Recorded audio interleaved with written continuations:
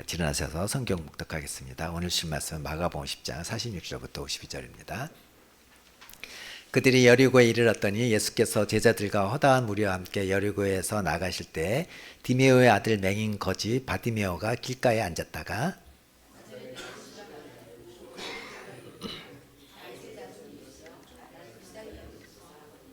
많은 사람이 꾸짖어 잠잠하라 하되 그가 더 크게 소리질러 이르되 다윗의 자손이여 나를 불쌍히 여기소서 하는지라.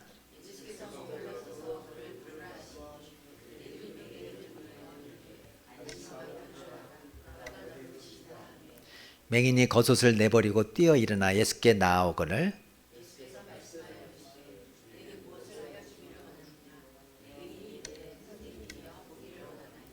함께 봅니다. 예수께서 이르시되 가라 내 믿음이 너를 구원하였느니라 하시니 그가 곧 보게 되어 예수를 길에서 따르니라. 아멘. 자리에 앉으시기 바랍니다. 기도하겠습니다. 하나님, 오늘도 이 말씀으로 우리의 영혼이 풍성하게 해주시고 지친 영혼에게 힘을 주시고 또 상처받은 영혼 치유하여 주셔서 아버지 하나님께 담대히 나아가는 믿음의 사람 다 될 수 있도록 도와주시옵소서. 감사하며 예수님 이름으로 기도합나이다. 아멘. 오늘도 믿음으로 선포하고 가겠습니다. 잘 되고 있습니다. 잘 되고 있습니다. 기도하면 됩니다. 기도하면 됩니다. 주님께서 올해 우리 교회에 주신 세 가지 말씀이 있다고 그랬죠. 이제 힘든 환경 보지 말고 오직 주님만 바라보고 지혜와 계시를 구하라. 현재 문제를 통해서 감사하고 기대하라고 했습니다. 두 번째로는 우리 남아있는 성도끼리 상대의 서로 부족한 부분 서로 품어주고 서로 축복하라고 했어요. 그죠? 교회 부흥이 원동력이 될 것이라고 했고요. 마지막으로 끝까지 주님을 신뢰하라고 그랬습니다. 완벽한 하나님의 때가 꼭 올 것입니다. 이 예배당이 꽉 찰 그날이 꼭 올 것입니다. 여러분 한 분 한 분이 그 부흥의 불씨가 다 될 것입니다. 믿으시기 바랍니다. 우리 서로 한번 인사할까요? 당신은 우리 교회 부흥의 불씨입니다. 네, 축복합니다. 네.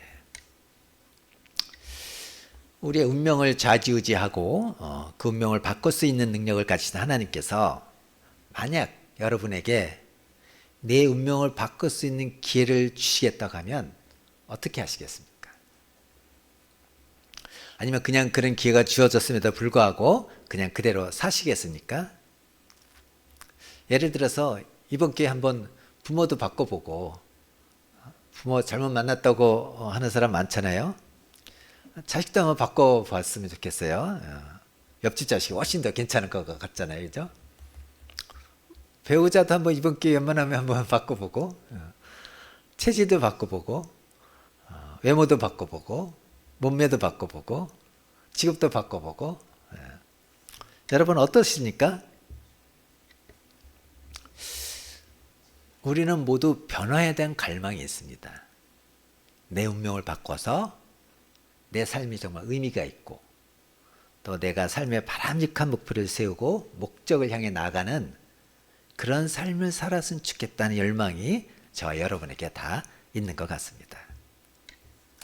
오늘 본문에서 보면 주님께서 너에게 무엇을 하여 주기를 원하느냐 물어보실 때 여러분 뭐라고 대답하시겠어요? 오늘 맹인 바디메오는 내 눈이 뜨기를 원합니다. 그렇게 요청합니다. 이 요청은 단순한 그런 요청이 아니라 자기 삶의 본질을 이야기해 주는 그런 요소인 거예요. 내 눈이 뜨기를 원한다는 이 맹인의 소원은 한마디로 팔자 한번 바꿔보고 싶습니다. 내가 살아가는 삶의 의미를 느낄 수 있었으면 좋겠습니다. 정말 보람을 느끼는 삶, 내 삶의 목표가 바르게 되었으면 좋겠습니다. 바로 그런 의미 아니겠습니까? 오늘 맹인의 삶은 바뀌어졌습니다. 그의 운명이 바뀌어졌습니다. 삶이 달라졌습니다. 단지 눈만 뜬 게 아니라 그 삶이 달라졌어요. 그랬던 이 맹인의 삶을 바꾸신 동일하신 그 예수님, 오늘 우리가 그 예수님 앞에 예배를 드리고 있다면 그분이 우리의 삶도 바꾸실 수 있지 않을까요? 그런 마음을 가지고 그런 믿음을 가지고 맹인의 삶이 바뀌어진 이유가 무엇인지 우리가 한번 생각해 보려고 합니다. 첫 번째로 맹인 바디메오는 기회를 놓치지 않았습니다. 우리 사시믹자 사이측 같이 볼까요? 시작. 그들이 여리고에 이르렀더니 예수께서 제자들과 허다한 무리와 함께 여리고에서 나가실 때 디메오 아들인 맹인 거지 바디메오가 길가에 앉았다가 나사렛 예수시란 말을 듣고 소리질러 이르되 다윗의 자손 예수여 나를 불쌍히 여기소서 하거늘. 맹인 바디메오는 여리고 근처 길가에서 구걸하며 살아가는 사람이었습니다. 이 여리고는 예루살렘에서 북동쪽으로 한 30km 이렇게 떨어져 있습니다. 큰 도시입니다. 교통의 요지입니다. 그러니까 사람의 출입이 많은 곳이겠죠. 이것은 다시 말하면 구걸해서 먹고 살기 좋은 곳이라는 그런 의미인 것입니다. 예수님께서 기적을 베푸실 때 사람의 이름이 나온 적이 별로 없습니다. 여기 바디메오란 이름이 나오고 있는데요. 사실 이 바디메오도 이름은 아니에요. 바디메오는 디메오의 아들이라는 뜻이에요. 어떻게 보면 정말 이름도 없는 거지라고 볼 수가 있죠. 아무도 알아주지 않는 별 볼 일 없는 거지를 이야기하고 있는 것입니다. 그것은 뭐냐면 자기 스스로 운명을 바꿀 수 없을 만큼 절박하고 처절하고 비참한 인생을 살고 있다는 것을 지금 보여주고 있는 거예요. 그는 주변 사람의 움직임에 대해서 예민했습니다. 왜요? 자기가 구걸할 기회를 찾아야 되기 때문이죠. 사람들의 왕래가 많다는 것은 구걸할 기회가 된다는 것입니다. 그렇게 모든 것을 포기하고 비참함을 운명으로 받아들이면서 사람들의 동정을 받으면서 살아가는 그에게 많은 사람들이 지나가는 소리가 들렸습니다. 무슨 일이냐고 물었습니다. 사람들은 맹인에게 그저 나사렛 예수가 지나가신다고 말했습니다. 그런데 이 말을 이 맹인은 그냥 듣지 않았습니다. 왜냐하면 그는 오고 가는 사람들로부터 많은 이야기를 들었는데 예수라는 사람이 다른 곳에서는 맹인의 눈을 뜨게 했다는 거, 나병 환자도 고쳤다는 거, 심지어 죽은 자까지 살렸다는 이야기를 수없이 많이 들었기 때문이에요. 그래서 그 말씀을 들으면서 그 안에 믿음의 씨앗이 자라기 시작했습니다. 맹인의 눈을 뜨게 했다면, 나병 환자를 고쳤다면, 죽은 자도 살렸다면 바로 그분은 나의 눈도 뜨게 하실 분이라는 그 믿음이 그 속에서 자라고 있었던 거예요. 그러니까 지금 예수님이 지나가신다고 할 때 그건 단순히 그 주님이 지나가는 게 아니에요. 그분은 나의 구원이시고 나의 생명이고 나의 빛이에요. 내 삶을 통째로 바꿀 수 있는 그분, 절박하게 그는 부르짖습니다. 다윗의 자손 예수여 나를 불쌍히 여기소서. 제가 뭐 큰 소리로 지금 못하겠지만 얼마나 크게 불렀을까요, 그죠? 사람들이 주위에서 시끄럽다고 조용히 하라고 막 그럴 정도였어요. 그런데 더 크게 소리 질렀다고 합니다. 몇 번 불렀을지도 모릅니다. 반드시 만나야 되는 그 절박함. 주님 만나지 않으면 내 삶에 미래가 없고 바로 그 절박함을 가지고 주님을 불렀던 거예요. 여러분 얼마나 그런 절박함을 가지고 주님을 부르고 계시나요?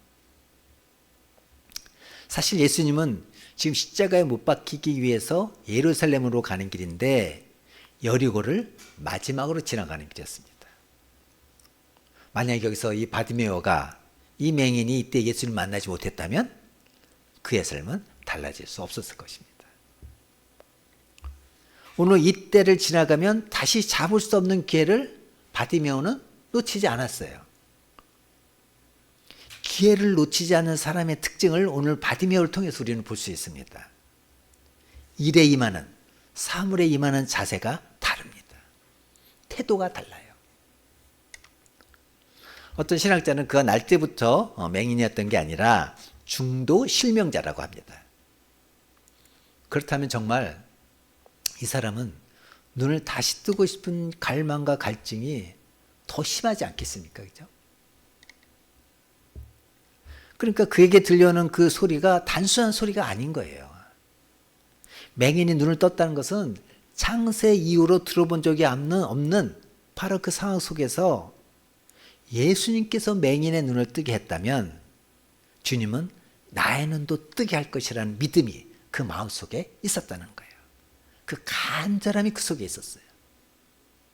예수님 만나지 않으면 내 인생 앞으로 이제 더 이상 나갈 수 없습니다. 희망이 없습니다. 나는 여전히 여기서 구걸하며 그렇게 살다가 마지막을 맞을 그런 운명입니다. 내 삶을 바꾸실 주님, 그 주님을 반드시 만나려는 간절함이 그에게 있었습니다.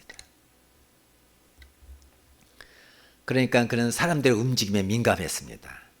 그래서 물어봅니다. 어떻게 해야 될지 물어봅니다. 누구냐고 물어봅니다. 그리고 그는 자기에게 주어진 기회를 놓치지 않았습니다.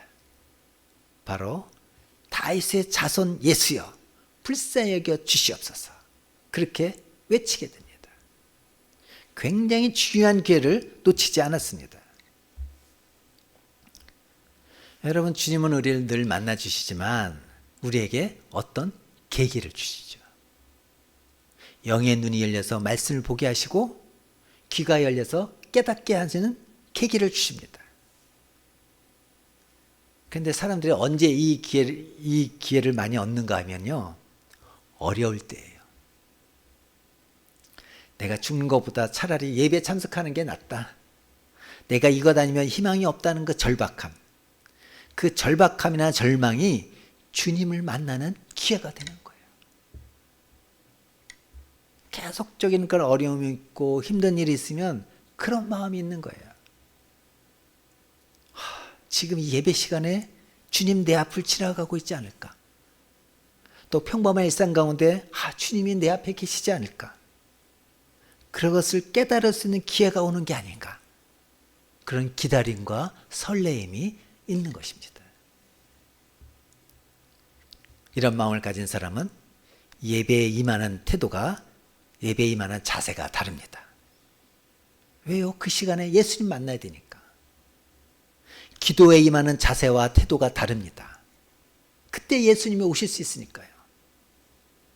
그렇게 지금 예수님이 내 앞에 지나가고 있지 않을까라는 그런 기다림과 설렘이 있습니다. 하나님께서 이 어려움과 고난 가운데서도 또 일상 속에서도 하나님 나를 만나 주실까? 내가 주님 만나지 않으면 이 문제 풀어갈 수 없다는 절박함이 그에게 있는 것입니다.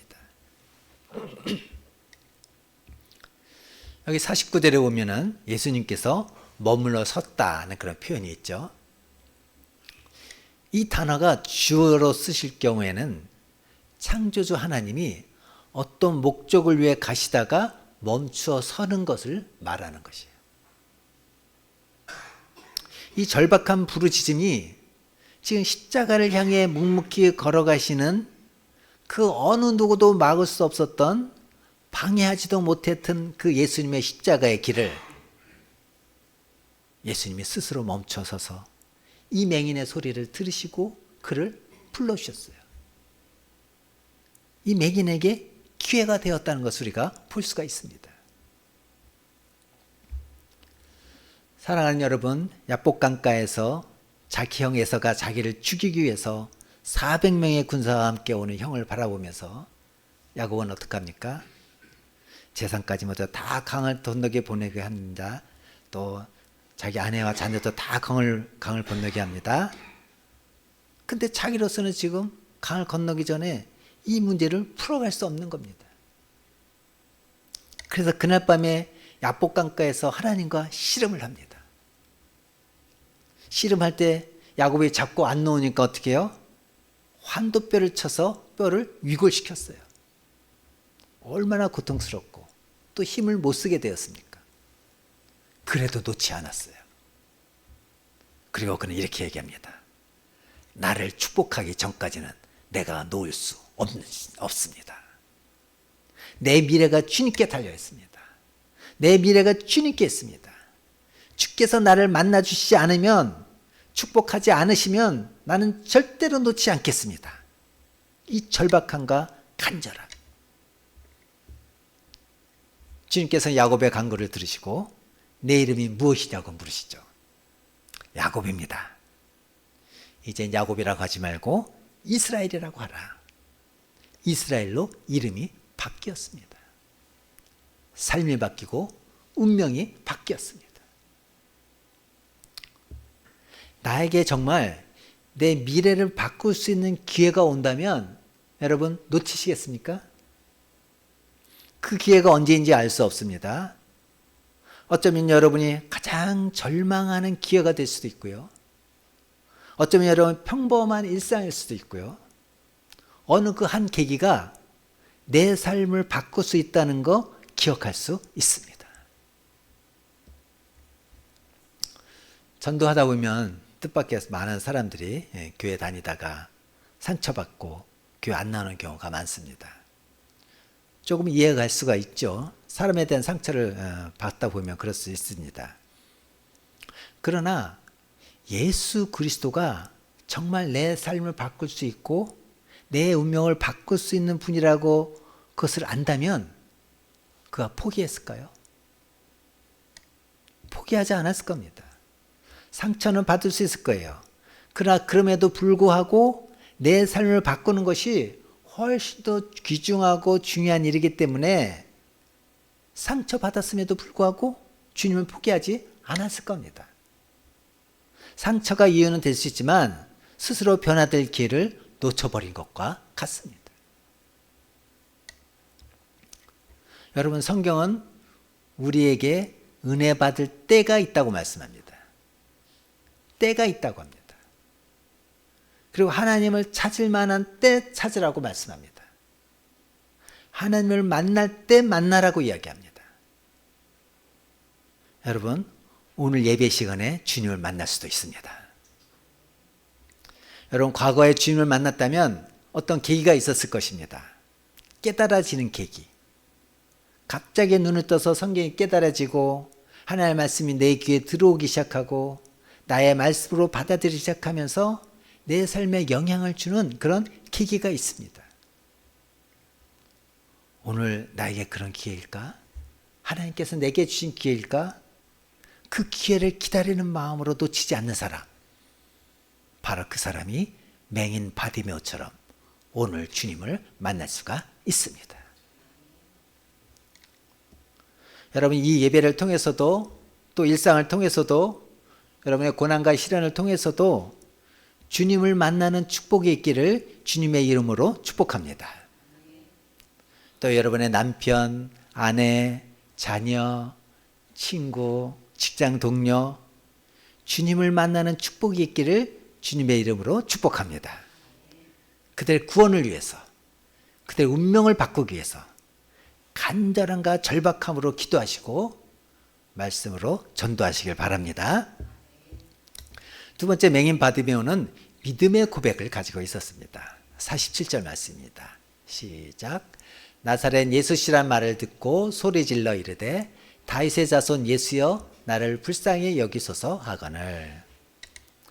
맹인 바디메오는 사람들이 나사렛 예수시란 말을 듣고 나사렛 예수여 그렇게 외치지 않고 뭐라고 외쳐요?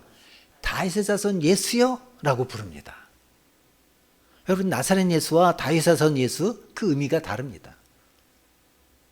나사렛은 그 나다나엘 제자가 얘기한 것처럼 나사렛에서 무슨 선한 것이 날 수 있겠느냐 그렇게 이야기할 정도로 시골이었습니다. 시골 출신 예수라는 그런 의미입니다. 그런데 다윗의 자손 예수라는 말은 무슨 의미죠?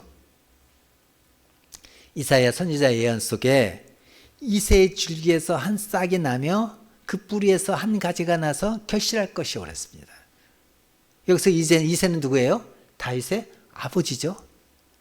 이새의 뿌리에서 난다는 것은 거기서 메시아가 나온다는 거예요. 구원할 자가 온다는 거예요. 그러니까 다윗의 자손 예수여 하는 것은 예수님, 당신이 바로 우리가 기다리던 그 메시아입니다. 우리를 구원하고 나를 구원하실 그 주님입니다. 나의 참 왕입니다. 나를 정말로 다스려 주실 분, 내가 정말로 경배하고 찬양할 분, 나의 참 제사장이 되시는 분, 내 인생의 모든 짐과 죄의 짐을 다 용서해 주시고 해결해 주실 분, 세상의 많은 혼란한 가운데 살아가지만 정말 진리로 내 삶을 인도해 주실 분, 바로 그분이 당신입니다. 그런 고백인 거예요. 다윗의 자손 예수여, 그 고백을 드렸습니다.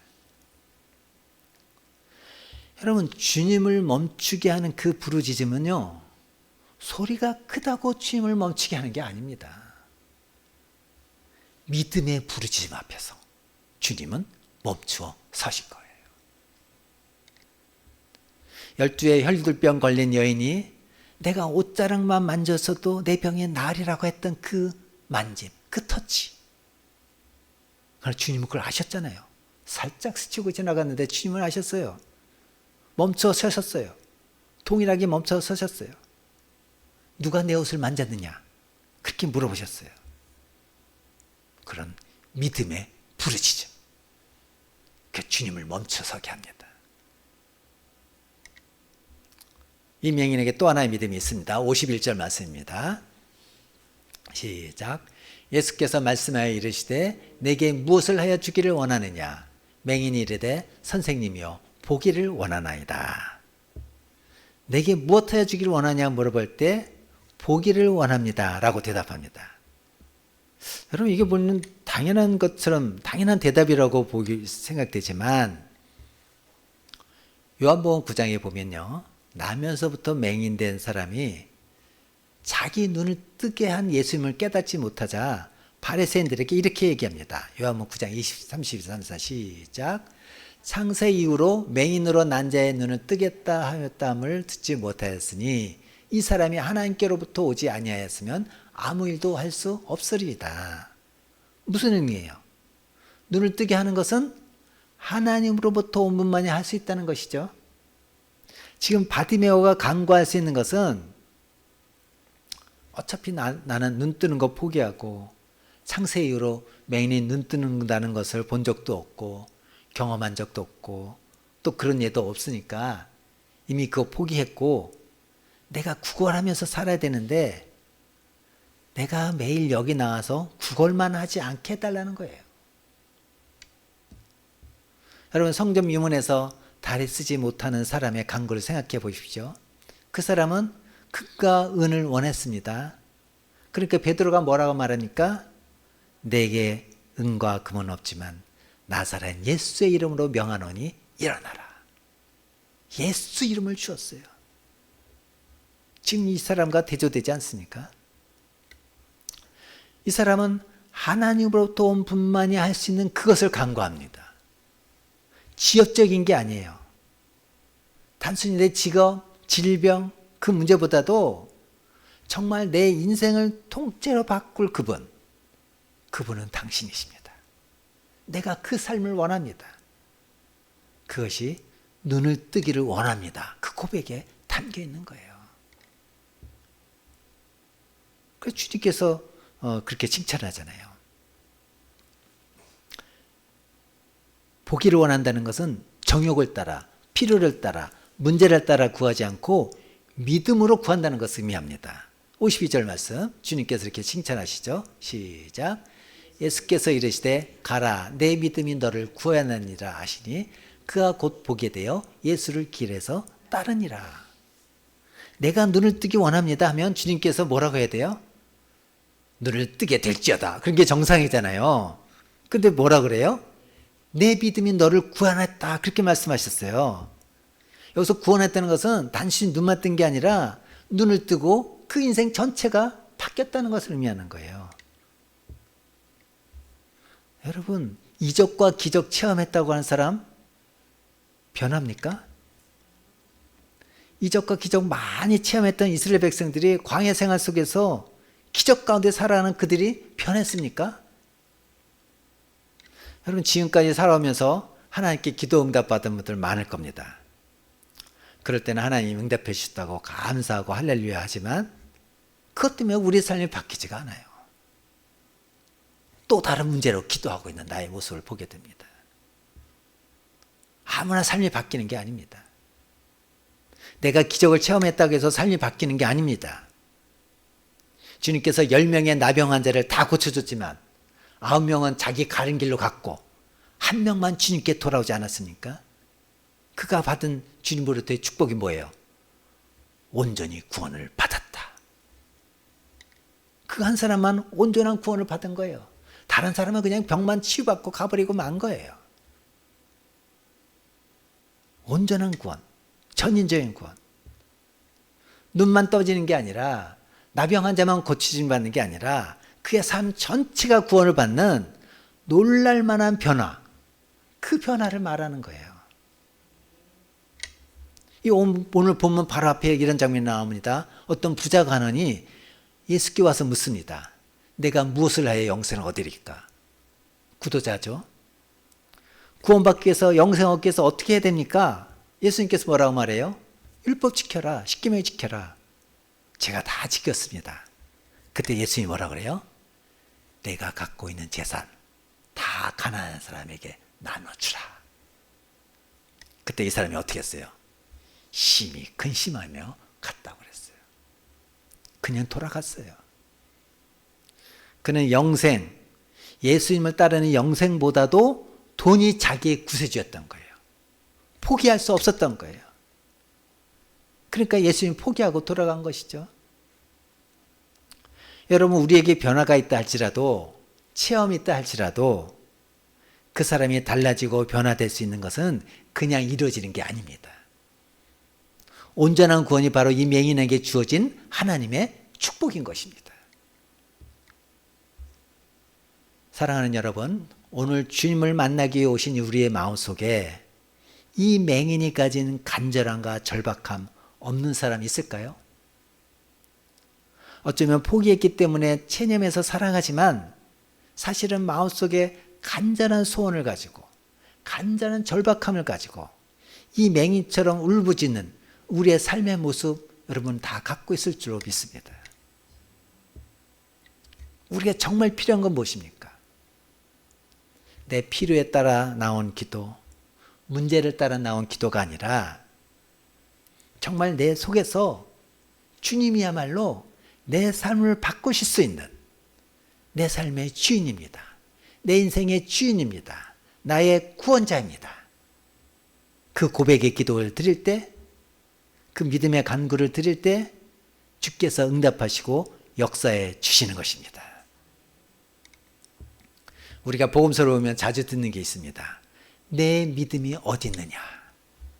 믿음의 문제로 보는 것입니다. 사랑하는 여러분, 우리에게 그 믿음이 있습니까? 주님만이 내 삶을 바꿀 수가 있습니다. 내 인생 바꿀 수가 있습니다. 육체적 질병뿐만 아니라 인생을 통째로 바꾸셔서 내 삶의 방향을 바꾸고 삶의 의미를 깨닫고 목적을 바꿀 만한 그런 능력과 지혜와 힘과 권능이 주님께 있습니다. 우리는 바로 그분의 자녀입니다. 그런 고백을 드리는 간구 속에서 주님께서 우리의 삶을 바꿔주실 줄 믿습니다. 세 번째로 맹인 바디메오는 길에서 예수님을 따랐습니다. 52절 말씀입니다. 시작. 예수께서 이르시되 가라 내 믿음이 너를 구원하였는지라 하시니 그가 곧 보게 되어 예수를 길에서 따르니라. 여기서 우리는 길에서라는 말에 주목해야 됩니다. 예수님께서 내가 곧 길이요 진리요 생명이라고 말씀하셨잖아요. 근데 지금 이 길이 어떤 길인가 하면 예수님께서 십자가를 지시기 위해서 예루살렘으로 올라가는 길을 말합니다. 바로 그 길에서 예수님을 따랐던 거예요. 고난도 시련도 예수님을 따라가는데 다가오는 모든 대가도 다 치르면서 따라가는 참된 제자가 되었다는 그런 이야기인 거예요. 병이 나았다고 다 예수님 따라갔습니까? 아닙니다. 예수님은 병 나은 바디메오에게 뭐라고요? 내 길을 가라고 말씀합니다. 가라고, 자유롭게 하라고. 아무런 옵션도 걸지 않았어요. 나를 따라오라, 복음을 증거하라, 그것도 하지 않았어요. 내가 나았으니 이제 자유롭게 가라고 하십니다. 그럼에도 불구하고 이 맹인 바디메오는 그 자유함을 가지고 그 치유됨을 가지고 예수님을 따라가는 삶을 살게 된 것을 말합니다. 그래서 누가복음에 보면 이 맹인이 예수님을 따르고 하나님께 영광을 돌리니까 백성들이 이를 보고 하나님을 찬양했다고 합니다. 누가복음 18장 43절입니다. 시작. 곧 보게 되어 하나님께 영광을 돌리며 예수를 따르니 백성이 다 이를 보고 하나님을 찬양하니라. 그런 자기 운명만 바꾼 게 아니라 바로 자기 삶을 바라보는 그 사람들, 다른 사람들의 삶을 바꾸고 하나님을 찬양하는 삶으로 만들었습니다. 예수님을 따라 나서는 바디메오의 모습을 50절에서는 이렇게 표현하고 있습니다. 시작. 맹인이 겉옷을 내버리고 뛰어 일어나 예수께 나오거늘. 이 당시 겉옷은 이불과 같은 것이었거든요. 그래서 율법에도 겉옷을 저당 잡히면 해 지기 전에 돌려주라고 얘기합니다. 왜냐면 그거 없으면 못 사니까요. 근데 여기 거지에게 있어서 이 겉옷은 유니폼 같은 거예요. 구걸해도 된다는 허락받은 유니폼이라고 봐도 될 것 같아요. 여러분, 이 세상에 자기 자리가 있잖아요. 자기 자리에 권리가 있습니다. 모든 업계가 다 그렇습니다. 교사들, 또 어떤 상품. 노숙자들 사이에서도 자기 자리가 있습니다. 잠자리 순서가 있습니다. 구걸하기 좋은데 경쟁이 치열합니다. 따라서 여기서 바디메오가 겉옷을 벗었다는 것은 인간적으로 살아가는 삶 속에서 자기에게 유리하고 정말 필요한 곳, 바로 그것을 박차고 나갔다는 거예요. 겉옷을 던져버리고 다시는 이제 내 삶이 거지 같은 삶으로 반복되지 않기를 간절히 바라는 마음으로 믿음으로 나간 거예요. 던져버린 거예요. 박차고 나간 거예요. 여러분, 맹인의 그 믿음의 걸음은 십자가를 지시는 주님을 길에서 따라가는 걸음이 되었습니다. 그는 평생 주님을 찬양하며 예수님의 참된 제자로서 초대교회의 귀한 일꾼이요 지도자로 살았다고 전해지고 있습니다. 초대교회 120 문도 가운데 한 사람이라고 믿습니다. 우리가 주님께 구한 것이 무엇입니까? 물질입니까? 육신의 건강입니까? 자녀 문제입니까? 가정의 문제입니까? 일터의 문제입니까? 우리가 살아오면서 알게 모르게 기도응답을 받으며 살아왔을 것입니다. 하나님께서 그래 이게 기도응답이라고 주어지는 경우도 있지만 기도응답 받은 줄도 모르게 지나고 보니까 해결되는 경우도 많죠. 근데 늦게라도 깨어들었을 때 하나님께서 응답하셨구나. 하나님 살아계시구나. 그렇게 깨달았을 때 여러분 삶이 바뀌었나요? 어떻게 바뀌었습니까? 또 다른 갈증 때문에 또 기도하고 그렇지 않습니까? 내 삶이 진정으로 바뀌길 원한다면 여러분의 겉옷이 무엇입니까? 여러분이 안고 있는 삶의 자리가 무엇입니까? 그거 박차고 나가는 겁니다. 뭘 바라고 보고요?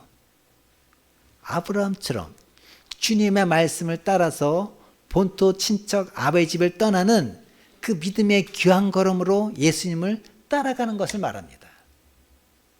문제를 넘어서서 주님을 따라서 주님께 영광 돌리는 삶으로 변화되는 삶을 산다는 것, 그게 바로 주님을 따라가는 삶인 것입니다. 여러분 실로암 병원 아시죠? 그 병원은 1986년도 김선태 목사님에 의해서 설립됐습니다. 이분도 맹인이십니다. 이분은 한국전쟁이 터지고 열흘 만에 폭격으로 부모님을 잃어버렸습니다. 그리고 그로부터 20일 뒤에 배고파서 친구들과 함께 먹을 것을 주우러 다니다가 불발탄이 터지면서 7명 친구는 다 죽고 자기만 살아남았는데 그때 눈의 시력을 잃어버렸고 다리에도 부상을 입었습니다. 부모 잃고 전쟁통에 시력까지 잃어버린 이 어린아이에게 있어서 삶의 의미가 무엇이 있을까요? 죽음만이 그에게 남아있는 거죠. 그는 10살 때 교회를 나갔었다고 합니다. 그때 들은 말씀을 기억해냅니다. 하나님께서는 정말 우리가 힘들고 어려울 때 기도하면 응답해 주신다. 그 말씀이 마음에 와닿았습니다. 그리고 그 말씀을 붙잡고 하나님 살려달라고, 나를 살려달라고 기도합니다.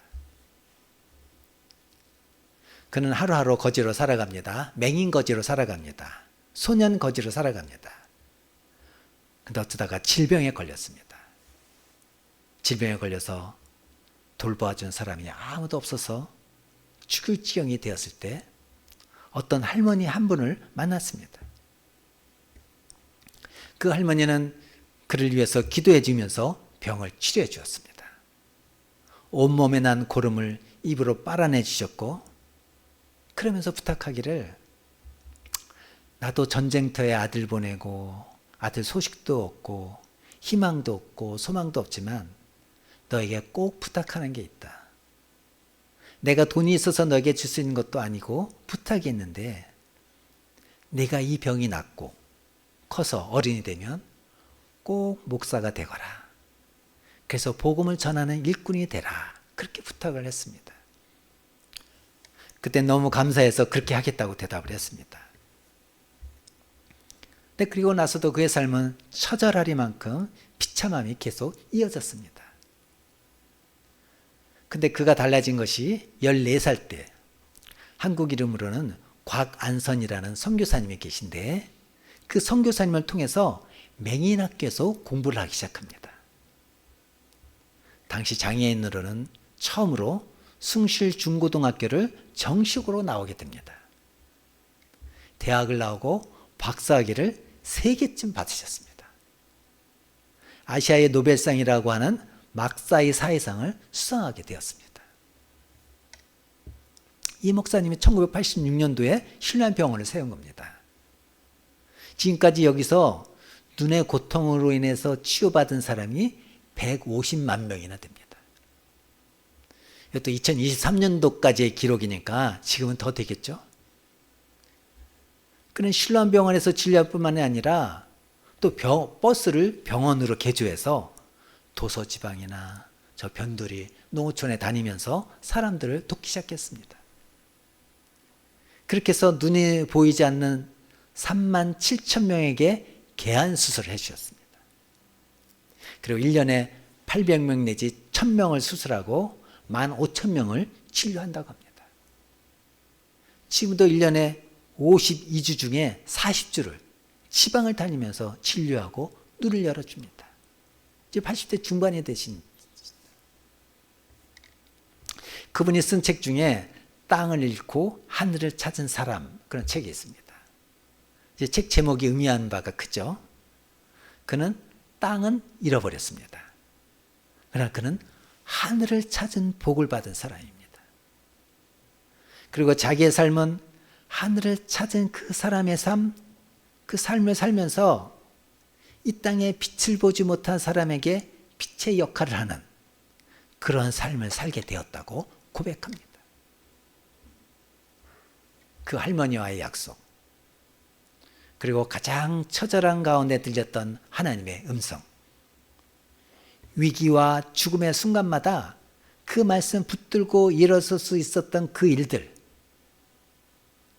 지금 80 중반 되셨는데 지금도 그 삶을 계속 살고 계십니다. 그분은 자신의 불행한 과거 그리고 그 장애를 통해 하나님을 자기 삶의 현장에서 주님을 따르는 제자의 삶으로 바뀐 것입니다.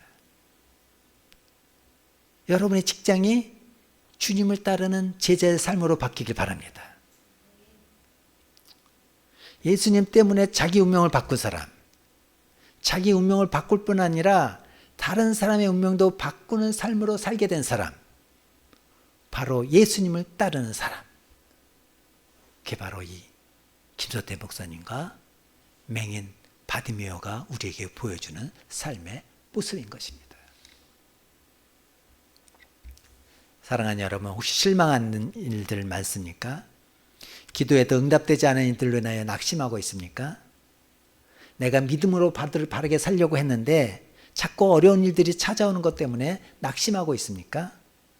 하나님 안 계신 거 아닐까? 나는 주님께로부터 버림받은 거 아닐까? 그런 생각이 들 때도 있습니까? 여러분, 그때 생각을 바꾸어서 내가 지금 주님을 만날 때인가? 그렇게 생각해 보신 적 없습니까? 사람들에게 실망하셨습니까? 그렇다면 참 진리이신 주님을 만날 때라고 생각해 보지 않으셨습니까? 낙심할 때가 아니요, 주님을 만날 때입니다. 그리고 그것으로 인해서 우리가 점점 더 겸손해지고 다윗의 자손 예수여 나를 불쌍히 여기소서 그렇게 기도할 때인 것입니다. 여기서 불쌍히 여긴다는 말은 죄로 인해서 비참하게 되고 회복할 수 없는 그 인생을 향하여서 하나님께서 베푸시는 일방적인 은총을 말하는 겁니다. 주님, 그렇습니다. 나는 죄 때문에, 내가 갖고 있는 문제의 더 근본적인 문제인 죄 때문에 멸망당할 수밖에 없고 영원한 심판을 당할 수밖에 없는 파멸과 절망이 있는 나에게 하나님, 나는 공로 없지만 나에게 자비를 베풀어 주시옵소서. 내가 그 주님을 만나지 못하면 나의 길에 설 수 없습니다. 나는 한 걸음도 나갈 수 없습니다. 그 절박함을 가지고 기도의 자리에 나가지 않으시겠습니까? 어쩌면 그 고난이 주님을 더 깊게 만나는 기회가 되지 않겠습니까? 지금 한국 사회가 너무 어렵습니다. 매스컴에서 이야기하는 것보다 훨씬 더 심각합니다. 지금 한국 사회가 어떤 기로에 서 있습니다. 어디로 갈 것인가? 중요한 분기점에 와 있습니다. 일제강점기에도 감옥에 가서도 이 민족을 가슴에 붙들고 기도했던 그분들, 한국전쟁 때도 부산밖에 남지 않은 그 바닥 속에 무릎 꿇고 하나님이 이 나라를 다시 살려달라고 기도했던 그 선조들의 기도 때문에 오늘 우리가 여기까지 올 수 있었다면, 우리는 우리에게 주어진 풍요로움 때문에 음란하고 더러워진 세상에 살고 있지 않습니까? 나가면 그런 세상 아닙니까? 거기서 우리 자녀들이 자라고 있지 않습니까? 음란을 조장하는 것도 얼마나 많습니까? 그 가운데 가정은 깨어져 나가고 직장에 대한 미래를 알 수도 없고 희망도 없는 나라, 그래서 더 방어적이 되고 사랑을 잃어버린 이 시대에 살고 있다면 바로 지금 우리가 주님을 만날 때인 것입니다. 우리 교회가 빛으로 주님을 맞이할 뿐만 아니라 그 주님을 증거할 때라는 것을 기억하면서 이 소경 바디메오처럼 삶이 바뀌는, 삶에 있어서 바른 목표와 목적을 가지고 믿음 안에서 걸어가는 저와 여러분의 복된 인생이 되기를 주님의 이름으로 축복합니다. 주신 말씀 기억하면서 우리